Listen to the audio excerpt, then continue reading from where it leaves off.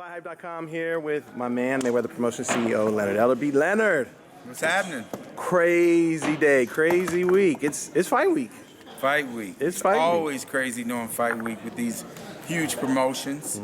You know, there's a lot going on. Yeah. Well, let me jump right to it. Obviously, Adrien Broner's pissed off for whatever reason. He's firing shots at people. He went in on Bernstein. He made some comments about, he felt like the press conference should have been at the Car Theater instead of the other one. What did you make of that whole situation? No, it's fight week, coming down the stretch. I don't know what the situation or issue with the comments with Bernstein, and nor will I concern myself with that. Guys are ready to fight, but it is a lot of, and not again, I don't have any knowledge of that situation, but there's a lot of backdoor. Boxing is just such a grimy sport. 1 minute people interviewing you, and the next minute they talk behind your back, and but me, I don't take any of that personal. I just try to focus on the things that I can control and take care of me and my fighters and my team. When you love see, my team. Of course. When you see something like that happen, is that a good thing? Is that a bad thing? Obviously, he's on edge a little bit. So can you take that and go into the fight and feel like that's a positive thing? Well, I think that it was just it wasn't really nothing to it. He said what he said, and just kind of just move on from it. The most important thing is that his focus and his preparation are the keys to him getting the victory on Saturday night. For years, Floyd Mayweather was the man at this level, the only man at this level. And when guys like Adrien were younger, they obviously grew up watching how he was treated and stuff like that. Do you think that in some ways he does feel a little some type of way about, like when he got the Pacquiao fight, do you think he felt like it should be on the same magnitude that Floyd's fight was? Because, I think we can both say Mayweather-Pacquiao is definitely, that was a bigger fight than what this one is. It was the biggest fight in the history of the sport. Right. So, of course, you're going to roll out all the stops. You had the press conference in the big theater and all that stuff. Do you think he really feels like this fight should be just like that one?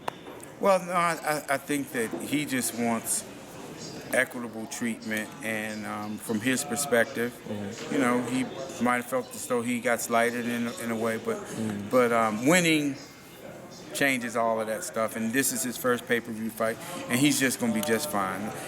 If he can take what he's put into camp and all the work that he's put in, he's going to be okay come Saturday night. What about Manny Pacquiao? I know when you were up on the dais and you were talking about him, you noted that this is a different Manny Pacquiao. He seems extremely happy, like over the top happy, and you noted it's because he's his own boss now. That I'm telling you, being in a situation that he was in for a number of years, they did a very good job with promoting and marketing him. And, but he was coming up through the ranks. He beat a lot of people. A lot of great fighters in this era. He's the second best fighter in this decade. And with that being said, he's he's done wonders for boxing and his people, his country. So he's in a much better state of mind. There's nothing better than being your own boss. And I think that he's earned that right at 40 years old to be able to be in control of his career. And he's excited about the opportunity for Saturday night. And then what's ahead of him, and he knows that there are no obstacles in the way. He knows that he doesn't have to push and beg and if he's looking for a big fight, it can be made in that welterweight division because the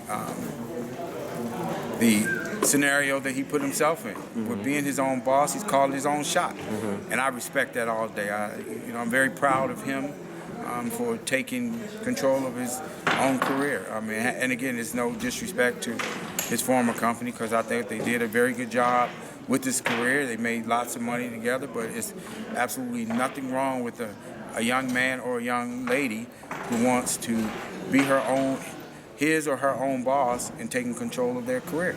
Can that impact his performance? Like, can he have a better performance because he's in a happier state? Oh, most definitely. Oh, most definitely. You know what you're going to get with Manny Pacquiao. He's always going to be in tip-top shape, and he always going to come to get it.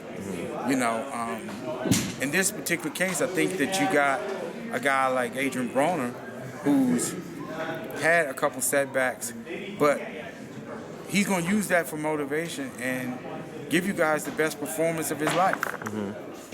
Well, you had an opportunity to see him work out recently, and you're convinced that... I was extremely impressed. Yeah. I was extremely impressed with a number of things without, even remotely hinting to any of the things that they were working on. But some of the comments, the negative comments that I've seen in the past about some of the things he wasn't doing, from that eyeball test, he let him rip. It's on and popping. Yeah. And that's what's going to make for it a very entertaining fight. Yeah. Very, very entertaining fight. Yeah. The question is, will it be the fight of the night? Because there's another fight, Badou Jack and Marcus Brown, that could steal the show. Yes, and I think that the Badou Jack versus Marcus Brown fight, I think that's going to be an all-action bout from the very beginning. Because I know with Badou, because he's my fighter, that he's made some adjustments, and he's going to be ready. Yeah, he's going to definitely be ready, and he's built himself a tremendous resume thus far. 6 world champions in a row. And you look around, it's not too many guys that are doing that now or have done that. And again, these are keys to victory, and I think experience plays a major part, just not only in boxing, just in life. And I think that's one of his greater attributes that he brings to the table is experience. In this day and age, a lot of times it's the loud ones, it's the talkative ones that get the attention. Do you think Badou gets the credit that he deserves for everything that he does, both in and out of the ring? Actually, no. I think that he's a tremendous fighter and an even better individual, a better man. I love his philanthropy, what he's giving back to all these countries and helping the kids, and what his foundation is all about. He's formed his own his nutritional line, Ripper Nutrition, and just today they just he's been backed by Black Enterprise. Oh wow! Yeah, the story just a very nice feature. I'm just so proud of the young man. He's a family man. He's living right, and God is continually blessing him. Because he's living his best life. Yeah. And he's doing all the right things. Yeah. All the right things. And I'm very happy and proud of the brother, and I'm glad that he's a promoter's dream. He don't give you no issues, no problems about nothing. He's always willing to take on the biggest and best fights that are out there, and that's why he wanted this fight with Marcus Brown. Marcus is the young, athletic guy, former Olympian, but he's looking to come in and show Marcus that there's levels to this. That's the one thing about Badou, is that he's never afraid to get in with anyone, no matter if they're the big name or not the big name. And Marcus Brown is coming in as the unknown here that fans may not know, especially casual fans. Is there any concern, like when you were putting the fight together, was there any concern that this might be a trap fight, like Badou might not be as up for this fight as maybe he, because I know before Adonis had his situation, he was hoping to get that rematch, and he's mentioned some other names. So could this be a trap fight? No, not at all, because with him being a professional, he goes about things in a total different way now. I mean, because he's in a position now that he's generating very good revenue, and so that kind of just changes your status and your ability to be able to do different things. Like he has a strength and conditioning coach. He has a chef now, you know, and he totally is focused. He moves out of his house when he goes to camp. You know, just all those little sacrifices that you make and moves you make that make a big difference in you having success on fight night. You know, just I forget exactly when it was. It might have been this week. It might have been last week. But you know, Bob Arum came out with a statement, basically saying, actually, it was just the other day at the Crawford Amir Khan press conference. He basically made a comment that all these other promoters were willing to work together, but the only one that doesn't want to work with us is Al Heyman. I'm not going to ask you to respond to that, but I'm just curious. Why do you think? Because I've known you guys for a long time. I've never heard anyone from the Al Heyman side speak on other promoters or their situations and what they're doing. Why do you think they always try and attack Al Heyman and what you guys are doing on this side? Is it just jealousy? Is it Success? Success. Al's had a tremendous amount of success, and sometimes when you can't have your way, if you're on the other side, when I say the other side, meaning you could be just somebody who's working closely with you. When you can't have your way, then you tend to kind of complain and say this and that. You know, it's just crazy because it's always from the other side. Yeah. Like I said, I've known you guys for a long time, and I've never ever heard you bring up what anybody else is doing. Yeah, I mean, at the end of the day, if Al decides to match his guys, we're not talking about making mediocre fights.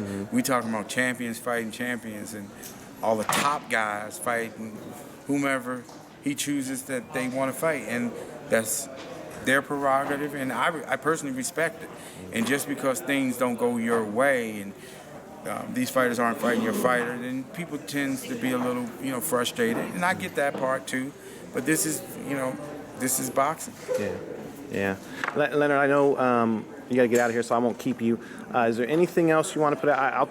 I'll talk to you before February, 9th, is it? Is that when Gervonta's fighting? February 9th, so we'll talk about that then. Yeah. But is there anything you want to put out there? I know you guys are busy. I think you got a card on tomorrow. Thursday? Yeah, tomorrow. We're very excited about... it's free, right? Yes. It's free right here in the Grand Garden Arena.